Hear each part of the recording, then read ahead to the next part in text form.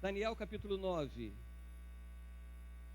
Nós que estamos conversando um pouquinho sobre a oração, nós vamos nos deter ao texto, não vou tomar todo o seu tempo, até para que você vá em casa e às 18 horas você tem que estar de volta, que diz assim: Dario, filho de Xerxes, de origem meda, foi constituído governante do reino babilônico.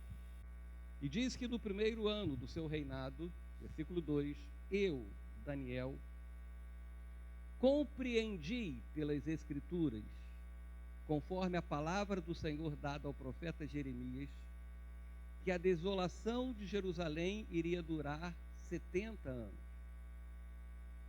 Nós vimos domingo passado que o homem de Deus precisa ter uma compreensão do mundo em que ele está vivendo.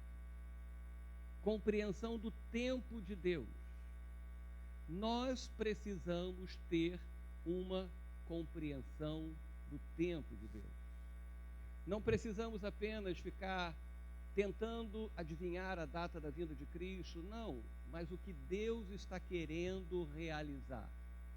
E Daniel diz que nesse tempo de Dario, ele começou nas Escrituras, porque ele foi ver nas Escrituras, era um homem que lia as Escrituras, que entendia, que dava ouvido aos seus profetas.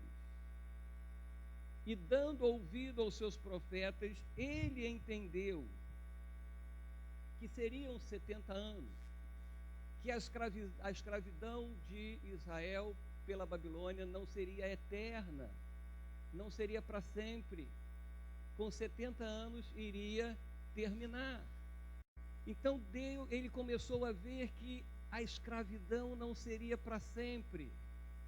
É bom nós entendermos isso. Os desertos da nossa vida, ainda que sejam deserto que nós tenhamos entrado, nem todo deserto é Deus que nos leva.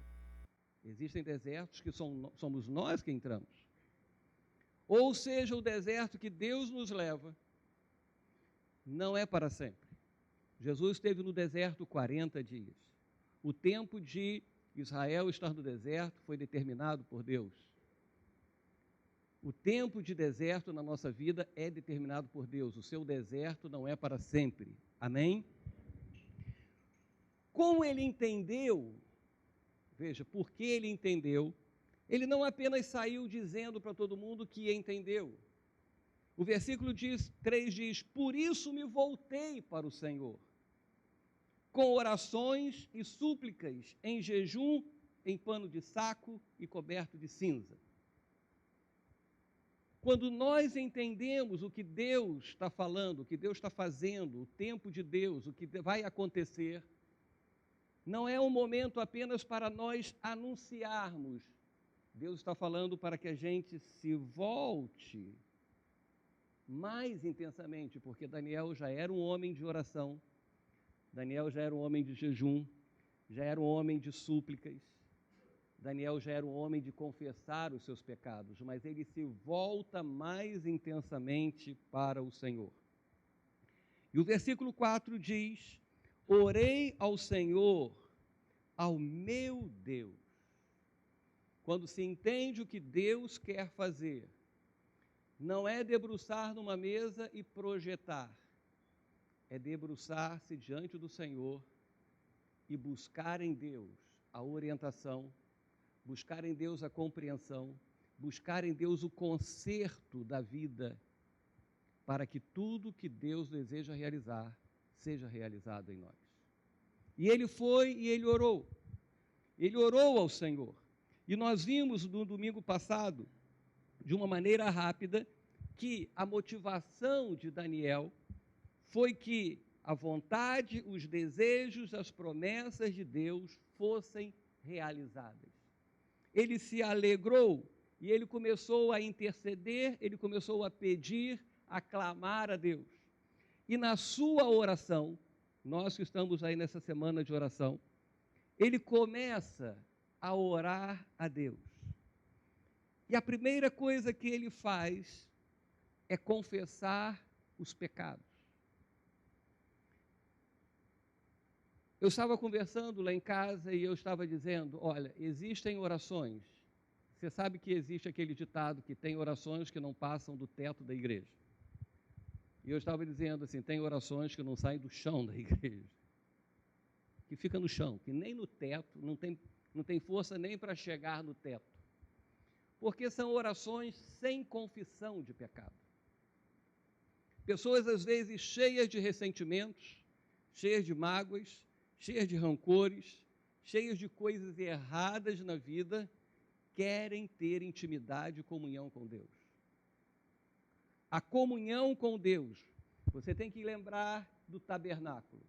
Quando nós temos a ideia do tabernáculo, o que acontecia no tabernáculo? Para que se entrasse a presença de Deus e tivesse comunhão com Deus, tinha que ter o sacrifício no altar de bronze, tinha que passar pelo altar de prata, que é a exaltação a Deus, para que se chegue ao Santo dos Santos e tenha comunhão. Tem pessoas que querem pular o altar de bronze, exaltam a Deus, querem ter comunhão íntima com Deus, mas não deixar os seus pecados lá no altar de bronze. Por isso que nós falamos, dentro do contexto de louvor, que são os louvores de guerra. Às vezes nós queremos levar a igreja à adoração e já queremos que a igreja esteja no Santo dos Santos. Mas nós temos que levar a igreja a confessar os seus pecados, se purificar, para que ela possa caminhar em direção ao Santo dos Santos. E aqui estava Daniel dentro desta compreensão. Não adianta, veja, Daniel, não adiantava ele ir para o seu quarto, orar, agora nós vamos ser livres, agora vamos, Deus tem a promessa para nós, agora nós vamos ser vencedores, Babilônia vai ficar para trás. Não. Ele sabia que havia necessidade da confissão. Havia necessidade do conserto. Deus não permitiu que a Babilônia invadisse Jerusalém, destruísse Jerusalém, o povo fosse levado escravo, simplesmente porque Deus queria. Era para que eles se consertassem, para que eles entendessem quem Deus é na realidade. E ele confessou o pecado. Veja, versículo 5, ele diz, nós temos pecado e somos culpados. Mas Daniel era um homem que fazia a vontade de Deus, era um homem que tinha resolvido não se contaminar com as coisas da Babilônia e não se contaminou. Daniel foi parar numa cova de leões porque ele não se curvou diante do rei da Babilônia. Ele continuou a sua vida de comunhão com Deus. Então era um homem que aos nossos olhos não teria muita coisa para confessar. Mas nesse momento em que chega ao fim essa escravidão, Daniel se sente também pecador, como todos pecaram. Interessante que ele diz que as pessoas deram as costas para Deus. Quando Daniel deu as costas para Deus? Que as pessoas se curvaram diante dos reis da Babilônia, que os israelitas se curvaram diante dos reis da Babilônia. Quando que Daniel se curvou? Que as pessoas se contaminaram com os princípios da Babilônia, mas ele foi alguém que determinou não se contaminar. Mas ele chega e diz, nós temos pecado e somos culpados. Porque ele entendia que ele fazia parte do corpo de Israel, do povo de Israel. Às vezes, nós dizemos muito, perdoa, Senhor, os pecados da igreja. Perdoa os nossos pecados. Não peça perdão pelos pecados apenas de pessoas que você sabe que estão fazendo coisas erradas. Não, o pecado é da igreja. Quando Acã pecou, ele pecou contra Deus e o povo, foi o pecado do povo. Não foi o pecado só de Acã. O castigo, a mão de Deus não pesou somente sobre Acã, pesou sobre o povo de Israel. Então nós temos que confessar os nossos pecados, os nossos. meus e seus, porque os seus pecados, se somos um corpo, também são meus pecados. Entenda isso. Por isso que a palavra de Deus diz que nós devemos ser fiéis uns aos outros. Porque quando nós pecamos, nós estamos sendo infiéis para com os outros.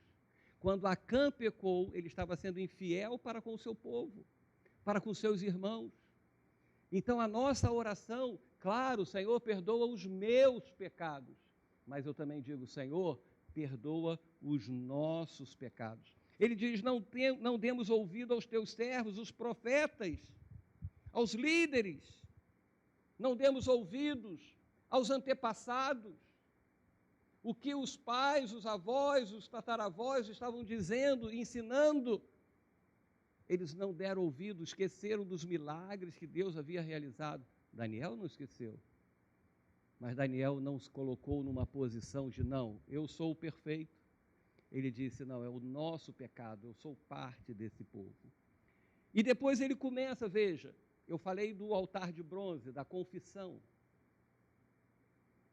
E depois dele confessar os pecados, ele começa a exaltar a Deus. Veja o versículo 7. Senhor, tu és justo. Agora ele começa a dizer coisas de Deus e para Deus. Começa a elogiar. E diz, Senhor, tu és justo e hoje estamos envergonhados. Deus é justo para conosco. Deus não é um Deus de injustiça.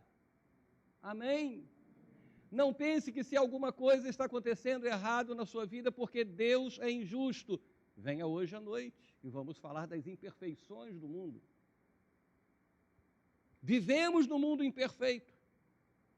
E às vezes nós ficamos questionando Deus, mas por quê que as minhas finanças estão ruins? Por que eu tenho problema de saúde? Por que eu tenho problema familiar? Por que as pressões da vida? E ficamos questionando Deus. Não, Daniel sabia que o Senhor é justo. Justo em nos livrar, mas também justo em permitir que algumas coisas aconteçam na nossa vida porque desobedecemos a Ele. A justiça de Deus não é só para nos beneficiar. A justiça de Deus é ampla e restrita. E ele diz, Senhor, tu és justo. Estamos envergonhados, porque estamos distantes de ti.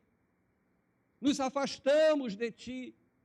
Versículo 8, ele diz, ó Senhor, nós e nossos reis, nossos líderes, nossos antepassados, estamos envergonhados por termos pecado contra ti. Pecado tem que trazer vergonha ao nosso coração.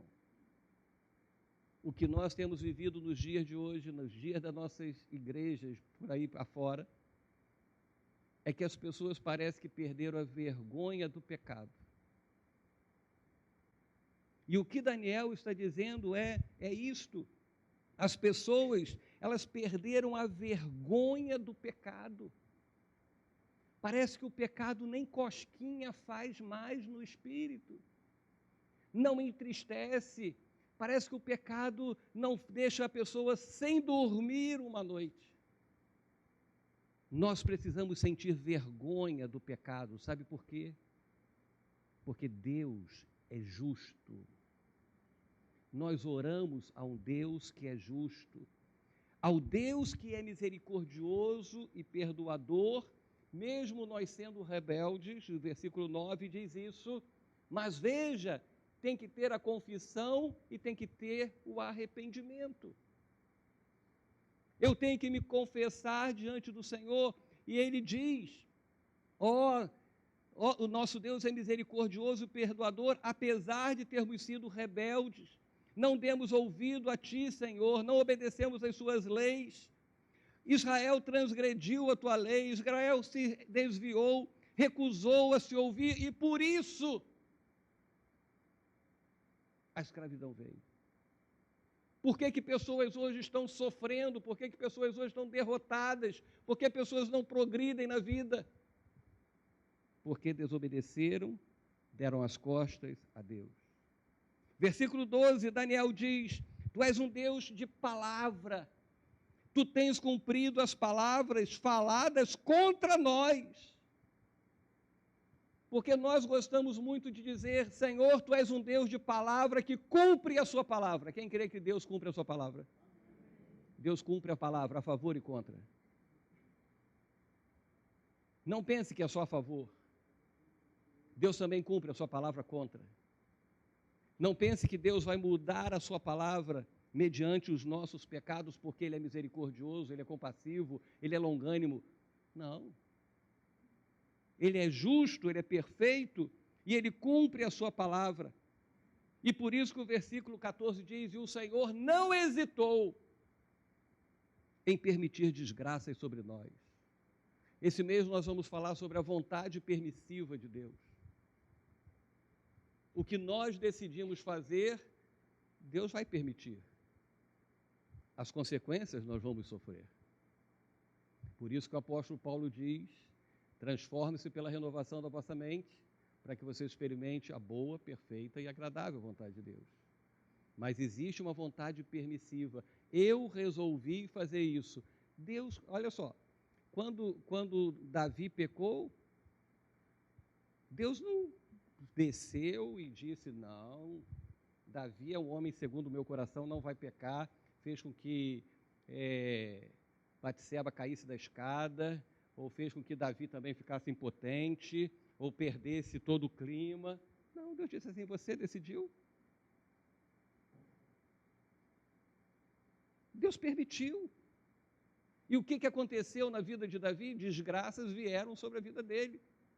Não pense que você que está fazendo tudo, estou realizando todas as coisas, é porque Deus está aprovando. Nem tudo que nós fazemos, Deus está aprovando. Existem coisas que Deus está permitindo. Mas as consequências da vontade permissiva são essas que Daniel está dizendo, o Senhor não hesita em permitir as desgraças sobre nós. Casamentos, profissões, decisões ministeriais. Deus falou, às vezes Deus não falou nada. Às vezes somos nós que queremos. E dizemos, Deus, assim vai ser. E Deus diz, assim vai ser. Deus não fica fazendo isso, fazendo aquilo, cercando de um lado. Não, Deus te deu o direito de você tomar as decisões na sua vida, de você fazer as coisas da sua vida. Então o Senhor não hesita, até porque o Senhor é justo em tudo que faz. E mesmo sabendo disso, as pessoas não dão ouvidos ao Senhor. Aí chega no versículo 16, Daniel chega e diz, agora, Senhor, conforme todos os teus feitos justos. Depois dele orar, exaltar a Deus, e cada exaltação ele colocar o problema do povo de Israel. Ele diz, afasta de Jerusalém, da tua cidade, do teu santo monte, a tua ira e a tua indignação. Os nossos pecados e iniquidades de nossos antepassados fizeram de Jerusalém e do teu motivo de zombaria para todos os que nos rodeiam. Ouve, nosso Deus, as orações e súplicas do teu servo. Inclina os teus ouvidos, ó Deus, e ouve, abre os teus olhos e vê a desolação que a cidade está passando. Primeiro que eu queria que você entendesse, compreenda o tempo que você está vivendo.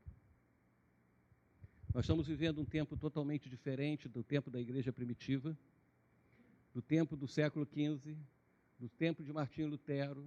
Nós estamos vivendo tempos diferentes. Compreenda esses tempos que você está vivendo. Deixe o Senhor falar ao seu coração e mostrar o que Ele está dizendo para esses dias de hoje. Obedeça e corra para Deus para buscar ao Senhor, para que a vontade de Deus seja realizada, seja cumprida na nossa vida. Para que a escravidão acabe, para que o seu tempo de escravidão chegue ao fim, para que na confissão dos pecados nós sejamos purificados. Deus está querendo igreja pura, santificada. Deus não está querendo igreja maravilhosa, cheia, lotada, com isso, com aquilo. Deus quer uma igreja pura, santa e sem mácula. E para que isso aconteça, pessoas precisam confessar os seus pecados, mas não somente os seus, nós temos que confessar os nossos pecados. Porque todos nós somos pecadores diante de Deus. Aí nós vamos começar a perceber que pessoas estarão sendo salvas, que pessoas estarão sendo libertas, que a igreja terá sentido na face da terra, que a igreja não será mais uma associação como muitos estão fazendo dela. A igreja não será mais um negócio de meio de vida. Sabe o que é um negócio de meio de vida?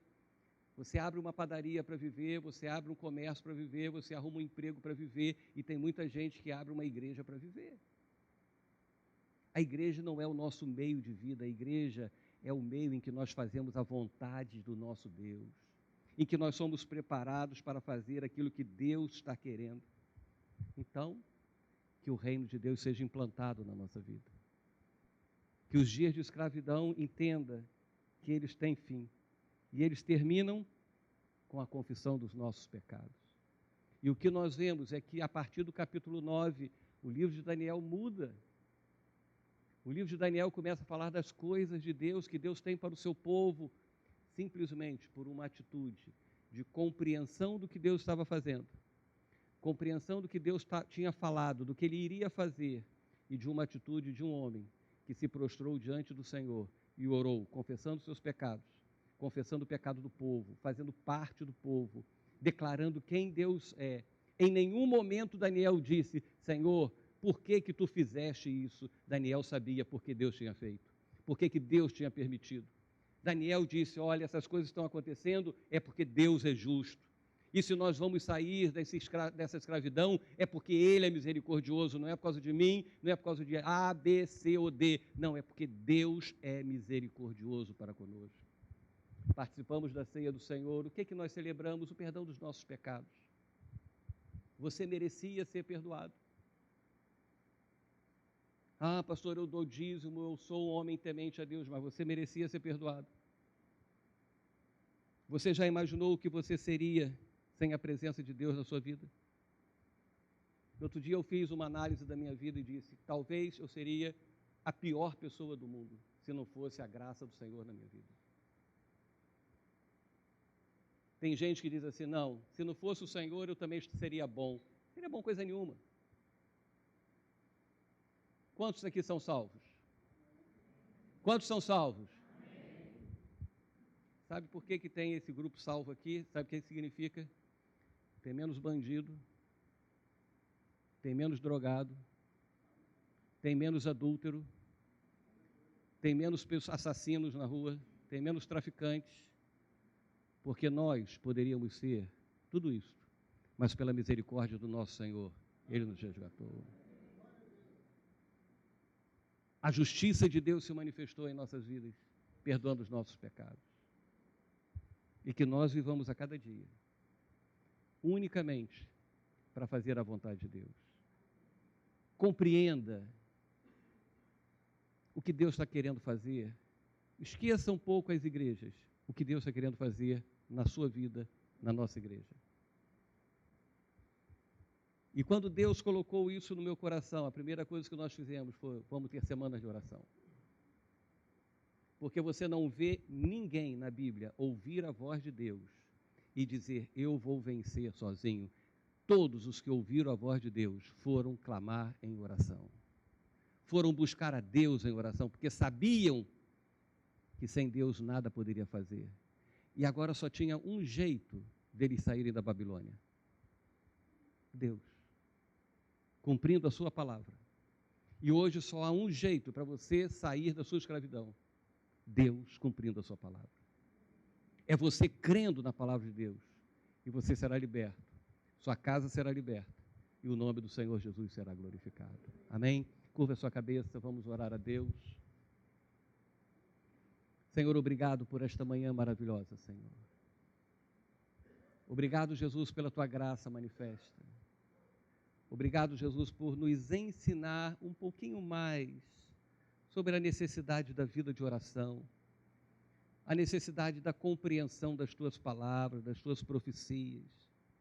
Senhor Jesus Cristo, que nós estejamos atentos a nossa vida diária, Senhor. Que nós venhamos a entender, Senhor, que são as nossas atitudes que vão nos levar a viver uma vida abundante ou uma vida qualquer, uma vida comum. Mas Tu viestes para nós para que nós tivéssemos vida em abundância, Senhor. Senhor Jesus Cristo, eu Te peço nesta manhã que todos aqueles que aqui entraram, Senhor, carregando os seus pecados, Senhor Jesus, haja uma confissão, um arrependimento verdadeiro, uma tomada de posição, uma decisão em viver uma vida pura e perfeita diante de Ti. Senhor Jesus Cristo, que haja perdão, perdoa os nossos pecados, Senhor. Senhor, o pecado de cada um é o pecado de todos nós, porque somos o Teu corpo. Por isso, Senhor, purifica-nos, Senhor, para que a Tua palavra, assim como estava para se cumprir no povo de Israel na Babilônia, a Tua palavra também se cumpra na nossa igreja, na nossa vida, nas nossas famílias. Senhor Jesus, em todas as áreas, a Tua palavra seja cumprida. Senhor Jesus, por isso nós confessamos os nossos pecados. Senhor Jesus, nós confessamos, Senhor, as nossas iniquidades, Senhor, as nossas transgressões. Senhor, confessamos, Senhor, que muitas das vezes ouvimos a Tua palavra e não damos ouvidos a ela, Senhor. Não cumprimos, não atendemos aos Teus chamados. Senhor Jesus Cristo, que a Tua justiça, Senhor, seja manifesta na nossa vida. Senhor Jesus Cristo, que seja uma justiça que perdoe os nossos pecados, a justiça da misericórdia, do amor, Senhor Jesus Cristo, com o perdão dos nossos pecados, Senhor, para que nós vivamos uma vida, Senhor, alegre e feliz para a glória do Teu nome, Senhor. Senhor, que haja cura. Senhor Jesus, aquelas pessoas que estão necessitadas de um milagre na sua vida, Senhor Jesus, que nesta manhã venha o Teu milagre, Senhor. Senhor, venha o Teu milagre, seja qual for a área, para a glória do Teu nome, Senhor. É o que nós Te pedimos e agradecemos. Amém, Jesus. Amém e amém.